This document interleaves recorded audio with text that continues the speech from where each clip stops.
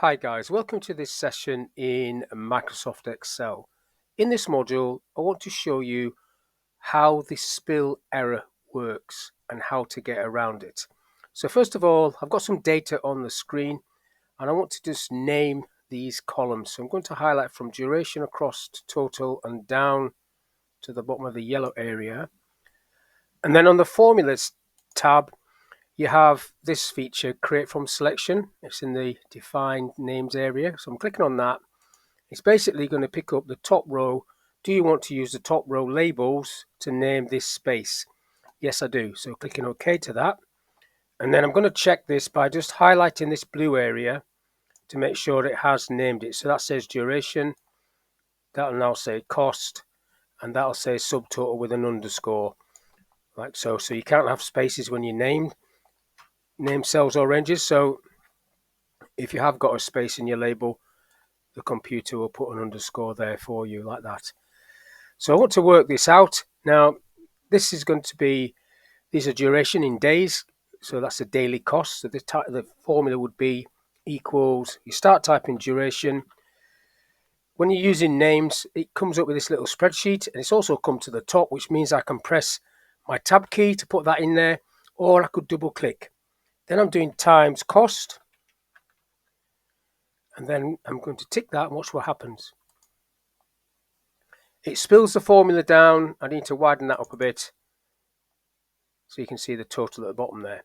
Now the VAT amount, I want to use the VAT cell. I haven't got a cell called VAT, so I'm going back to this name sheet. I'm going to name that cell VAT. So if I type VAT up there, press enter. You have to press enter if you do it yourself. That's called VAT. When you name a cell in Excel, you can refer to that on any sheet, so I can refer to it here. So now the formula for VAT amount is going to be equals sub.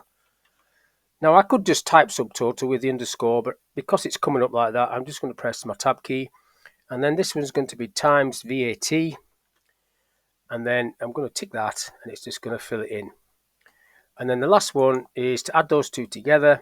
So it's going to be equals sub, pressing tab, plus VAT amount. Now VAT amount is not at the top, but you can use your arrow keys to come down and then press tab, or you can double click.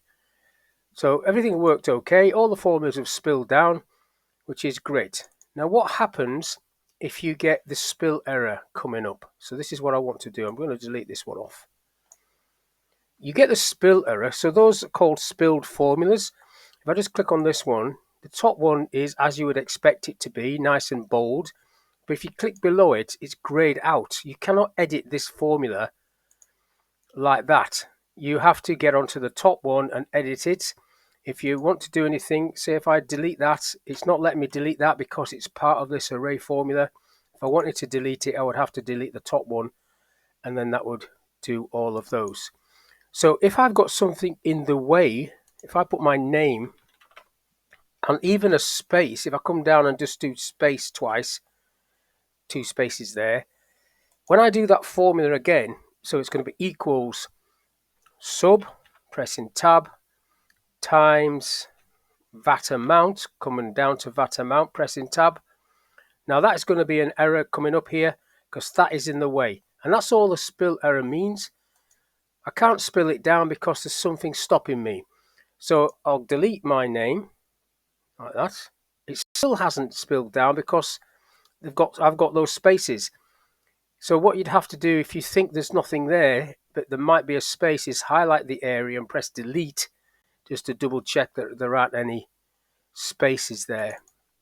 Now I've done that formula wrong because it's not times, it should be plus. Did it on purpose because you have to edit that at the top. Like so.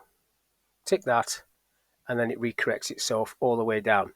And that's the correct formula. So basically that's what the spill error is. It's the fact that it's trying to spill a formula down. It can't do it because there's something in the way. Now if you want to, you can refer to these array formulas like this. If I go equals that and then do a hash, it's going to refer to the whole of this column. That's an array.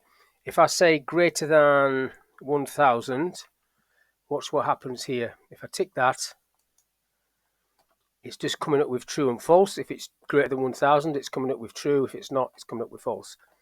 So again, if I get to the top one and edit that one, so I'm up there. If I put an if statement there, just to make that a little better, if I go if, open the bracket on the if. So if that's the test, comma, I'll say met, target met, otherwise not met. That's true or false. And then close the bracket, click the tick, and then that'll spill it down. And you get the words there instead of true or false. It's totally up to you.